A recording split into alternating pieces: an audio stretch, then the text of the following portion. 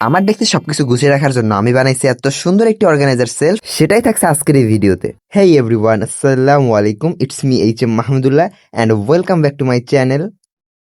শুরুতে আমি কতগুলো কার্ডবোর্ড কেটে নিছি, আর যেটার সাইজ হবে তোমার ডেস্কের সাইজের অনুযায়ী। এরপরও এটার সাইজ আমি স্ক্রিনে দিয়ে দিতেছি। এখন এটা আমি সাদা পেপার দিয়ে মুড়ে নিতেছি যাতে এটা ন্যাচারাল কালারটা দেখা না যায়। এই লাল কার্ডবোর্ডগুলো সাদা বানানোর জন্য আমি এখানে ব্যবহার করছি আর্ট পেপার, যেগুলো তোমরা বাজার থেকে 20 টাকা করে কিনতে পারবো। আমি এটা একটা সিম্পল ডিজাইন দেবো, আর তোমরা যদি চাও তাহলে তোমাদের ইচ্ছা মতো ডিজাইন এটা বানাতে পারো। শুরুতে আমি ভাবছিলাম এটা আমি অনলাইন থেকে অর্ডার করবো, কিন্তু অনলাইনে সব জায়গায় দেখলাম এটার মূল্য 1000 টাকার উপরে। এরপর আমি ভাবলাম শুধু শুধু 1000 টাকা নষ্ট করে কোনো লাভ আছে? যেখানে এটা আমি নিজেই বানাতে পারবো, সেখানে শুধু শুধু 1000 টাকা আমি কিসের জন্য নষ্ট করতে যাবো? এখানে যে অর্গানাইজ সেলফটি দেখতেছো ছোট, এটা আমি বানানোর শর্ট ভিডিও অলরেডি আপলোড দিয়ে দিছি, তোমরা চাইলে ওটা দেখে আসতে পারো। এইটা তাড়াতাড়ি শুকিয়ে যাওয়ার জন্য আমি এখানে ফেভিকলের আঠার সাথে সাথে দুই পাশে আঠালো কস্টিপ ব্যবহার করছি, যাতে এটা তাড়াতাড়ি শুকিয়ে যায়।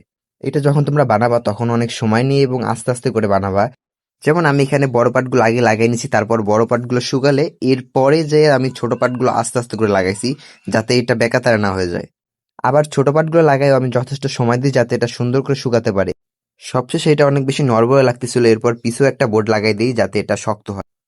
আমি তো শুরুতেই বলছি এটা খুবই সিম্পল একটা ডিজাইন দেবো যাতে তোমরা সহজেই বুঝতে পারো এবং সেটা সহজেই তোমরা বানাতে পারো। আমি আশা রাখতেছি যে এই ভিডিওটা সম্পূর্ণ দেখে তোমরা বুঝে গেছো এটা আমি কিভাবে বানাইছি। আর এইখানে আমি অর্গানাইজার সেলফ সাজানো দেখাবো না, কারণ আমি নেক্সটে ফুল সেটআপের একটা ভিডিও আনবো, তখন তোমরা দেখতে পারবা। তো আজকের মতো আল্লাহ হাফেজ, টাটা, বাই বাই।